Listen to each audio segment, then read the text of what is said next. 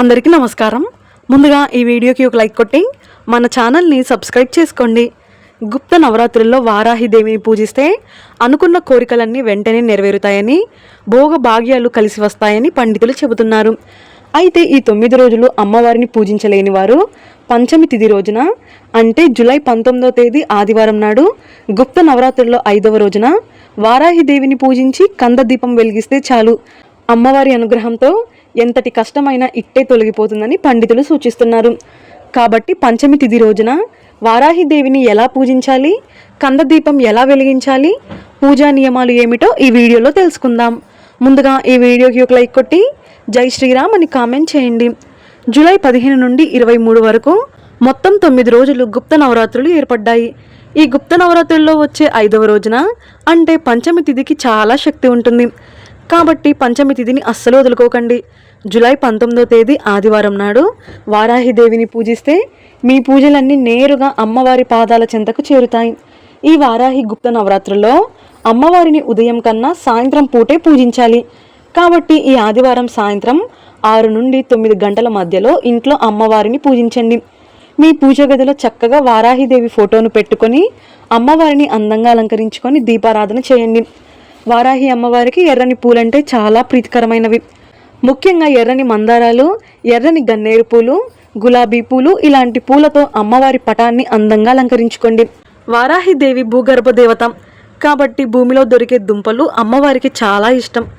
కాబట్టి ఈ పంచమి తిథి రోజున ప్రతి ఒక్కరూ కందగడ్డ దీపం వెలిగించాలి.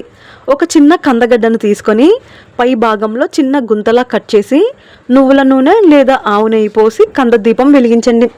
ఈ దీపానికి పసుపు రాసి కుంకుమ బొట్లు పెట్టండి. అలాగే ఈ కంద దీపాన్ని నేరుగా నేలపైన కాకుండా ఒక ప్లేట్లో బియ్యం పోసి ఆ బియ్యం పైన దీపం పెట్టండి. ఈ పంచమి రోజున కంద దీపం వెలిగించలేని వారు చక్కగా పంచముఖ దీపం వెలిగించండి, చాలా మంచిది. మట్టి ప్రమిదలో ఆవు నెయ్యి పోసి 2 ఒత్తులతో 5 జ్యోతులు వెలిగించి దీపారాధన చేసుకోండి. ఇక అమ్మవారికి నైవేద్యంగా నల్ల మినపప్పుతో చేసిన గారెలు నివేదించండి. అలాగే భూమి లోపల ఉండే దుంపలు అమ్మవారికి అత్యంత ప్రీతికరం కాబట్టి చిలకడ దుంపలను ఉడికించి అమ్మవారికి నైవేద్యంగా పెట్టొచ్చు. అలాగే ఈ పంచమి తిథి నాడు అమ్మవారికి తేనె నివేదిస్తే ఆర్థిక ఇబ్బందులన్నీ వెంటనే తొలగిపోతాయి. అలాగే కమ్మటి పెరుగన్నంలో మిరియాలు వేసి పోపు పెట్టి దద్దోజనాన్ని కూడా నైవేద్యంగా పెట్టవచ్చు. అయితే ఇవేమీ పెట్టలేమనుకుంటే బెల్లం పానకాన్ని అమ్మవారికి నివేదించిన అమ్మవారు చాలా సంతోషిస్తుంది. ఈ విధంగా అమ్మవారిని పూజిస్తూ వారాహి గాయత్రి మంత్రాన్ని జపించండి. అలాగే ఐం గ్లాం వారాహే నమః అనే లఘు వారాహి మంత్రాన్ని వీలైనసార్లు జపించండి. అమ్మవారి ఆశీర్వాదం వెంటనే లభిస్తుంది. చివరగా అమ్మవారికి హారతి కర్పూరం సమర్పించి నమస్కారం చేసుకొని మీ పూజను ముగించుకోండి. ఎవరైతే వ్యాపారాలు చేస్తున్నారో అలాంటి వారు అమ్మవారికి ఆకుపచ్చని చీర, జాకెట్ సమర్పించి పూజ చేస్తే మీ వ్యాపారంలో నష్టాలు లేకుండా లాభాలు పెరుగుతాయి. ఈ ఆదివారం సాయంత్రం పూట ఇంట్లో పూజ చేసుకొని ఇంటి గుమ్మం బయట కూడా 2 దీపాలు వెలిగించండి. ఇంటి ముందు గడపకు 2 వైపులా నువ్వుల నూనెతో దీపం వెలిగించి ఆ దీపంలో 2 లవంగాలు వేయండి. మీ ఇంట్లో ఉన్న దరిద్ర దేవత వెంటనే బయటకు వెళ్ళిపోయి మీ ఇంట్లో లక్ష్మీదేవి స్థిర నివాసం ఉంటుంది. అలాగే ఈ పంచమి తిథి రోజున ఇంటి గుమ్మానికి వేపాకులు కడితే చాలా మంచిది.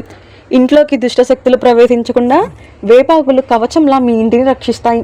ఈ రోజున కంద దీపం వెలిగించేవారు దీపం కొండెక్కిన తర్వాత ఉదయాన్నే అంటే సోమవారం నాడు ఈ కందగడ్డను గోమాతకు తినిపించండి. ఒకవేళ మీకు గోవు అందుబాటులో లేకపోతే ప్రవహించే నదిలో కానీ పచ్చని చెట్టు దగ్గర కానీ వేయండి. ఇక మనలో చాలా మందికి ఆచారం ఉండదు. అంటే ఈ నవరాత్రుల్లో అమ్మవారిని పూజించడం తెలియకపోవచ్చు. కానీ ఎలాంటి ఆచారాలు లేకపోయినా పర్లేదు. మీరు ఇంట్లో ఎలా అయితే నిత్య దీపారాధన చేసుకుంటారో అలాగే ప్రతిరోజు అమ్మవారి ముందు దీపం వెలిగించి నమస్కారం చేసుకుంటే చాలా మంచి ఫలితం ఉంటుంది. అయితే ఈ పంచమి తిథి రోజున వారాహిదేవి పటానికి పసుపు కొమ్ముల మాల వేసి పూజ చేస్తే చాలా మంచిది. 11 పసుపు కొమ్ములను దారంతో మాలలాగా కట్టి అమ్మవారి పటానికి వేసి పూజ చేస్తే మీ ఉద్యోగ వ్యాపార రంగాల్లో ఉన్న ఆటంకాలన్నీ తొలగిపోయి మీ కుటుంబానికి సకల శుభాలు కలుగుతాయి. అలాగే ఎరుపు రంగు గాజుల మాలను అమ్మవారి పటానికి వేసి పూజ చేస్తే ఆడవారి సౌభాగ్యం వరిదిల్లుతుంది. దాంపత్య జీవితంలో ఉన్న మనస్పర్ధలు తొలగిపోయి కుటుంబంలో ప్రశాంతత లభిస్తుంది. అలాగే వివాహం కాని వారికి కూడా త్వరగా వివాహం కుదురుతుంది. అలాగే అమ్మవారికి నిమ్మకాయల మాల, యాలకుల మాల ఇలా మీకు అందుబాటులో ఉన్న వస్తువులతో అమ్మవారిని సులభంగా పూజించండి. ఈ విధంగా ఈ పంచమి తిథి రోజున అమ్మవారిని చక్కగా ఇంట్లో పూజించుకోండి. ఒకవేళ ఈ పంచమి రోజున మీకు పూజ చేయడం కుదరకపోతే అష్టమి మరియు నవమి తిథి రోజున వారాహి దేవిని పూజించుకోండి. అయితే ఒకవేళ మీ ఇంట్లో వారాహి అమ్మవారి ఫోటో లేకపోతే లలితాదేవిని, దుర్గాదేవిని, లక్ష్మీదేవిని ఇలా ఏ అమ్మవారినైనా చక్కగా పూజించుకోవచ్చు. ఎందుకంటే అమ్మవారి శక్తి అంతా ఒకటే. కాబట్టి ఈ పంచమి తిథి రోజున ఏ అమ్మవారిని పూజించినా సరే చాలా మంచి ఫలితం ఉంటుంది. వారాహిదేవికి చాలా శక్తి ఉంటుంది. కాబట్టి 9 రోజులు అంటే జూలై 15 నుండి 23 వరకు ప్రతినిత్యం ఇంట్లో పూజ చేసుకోవడానికి ప్రయత్నించండి. విశేషంగా ఈ నవరాత్రుల్లో ఎర్రని ఒత్తులతో దీపారాధన చేస్తే చాలా మంచిది. తెల్లని దూది ఒత్తులను కుంకుమ నీటిలో నానబెట్టి ఆ ఒత్తులను ఎండబెట్టి ఈ ఒత్తులతో పూజ చేస్తే మీ పూజకు రెట్టింపు పుణ్య ఫలితం లభిస్తుంది.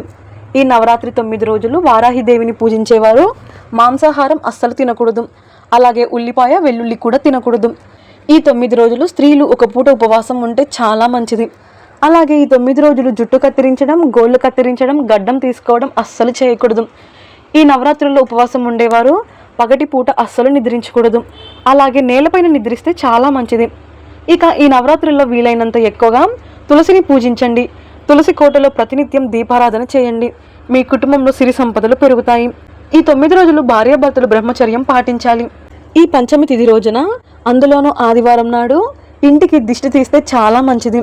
ఈ రోజు పూజ చేసేటప్పుడు ఒక నిమ్మకాయను అమ్మవారి ముందు పెట్టి పూజ చేయండి. తర్వాత ఆ నిమ్మకాయతో ఇంటికి దిష్టి తీయండి. మీ ఇంటికి ఉన్న నరపీడ, నరదృష్టి మొత్తం వెంటనే తొలగిపోతుంది. ఈ నవరాత్రుల్లో అఖండ దీపం వెలిగిస్తే చాలా మంచిది. గుప్త నవరాత్రులు అంటే అమ్మవారిని చాలా రహస్యంగా గుప్తంగా పూజించాలి. మీరు చేసే పూజా విధానం గురించి, జపం లేదా ఉపవాసం గురించి బయట వ్యక్తులకు గొప్పగా చెప్పుకోకూడదు. ఇక నవరాత్రుల చివరి రోజున అంటే జూలై 23, నవరాత్రి 9వ రోజున అంటే నవమి నాడు ఒక చిన్న బాలికను ఇంటికి పిలిచి పాదాలు కడిగి బొట్టు పెట్టి పండ్లు లేదా బట్టలు దక్షిణంగా ఇవ్వాలి. ఇలా కన్యను పూజిస్తే అమ్మవారి అనుగ్రహం మీ ఇంటిపై ఉంటుంది. ఈ నవరాత్రుల్లో ఇంట్లో పూజ చేసేటప్పుడు నలుపు లేదా ముదురు నీలం రంగు వస్త్రాలు ధరించకూడదు. ఎరుపు, పసుపు లేదా నారింజ రంగు వస్త్రాలు మాత్రమే ధరించాలి. ఈ 9 రోజులు ఉదయాన్నే స్నానం చేసి సూర్యభగవానుడికి నీటితో అర్ఘ్యం సమర్పిస్తే మీ కుటుంబానికి చాలా మంచి జరుగుతుంది. లలితాదేవి స్వరూపమే వారాహి అమ్మవారు. కాబట్టి ఈ 9 రోజులు సాయంత్రం పూట లలిత సహస్రనామం చదివితే చాలా మంచిది. ఈ నవరాత్రుల్లో గోవును పూజిస్తే ఇంకా మంచిది. గోవు సకల దేవతా స్వరూపిణి. ప్రతినిత్యం గోవును పూజించడం, గోవుకు అరటిపండ్లు ఆహారంగా తినిపిస్తే లక్ష్మి అనుగ్రహం లభిస్తుంది. ఈ 9 రోజులు ఇంటిని శుభ్రంగా ఉంచుకోవాలి. ఇల్లు మురికిగా ఉంటే ఇంట్లో ఉన్న లక్ష్మీదేవి బయటకు వెళ్ళిపోతుంది.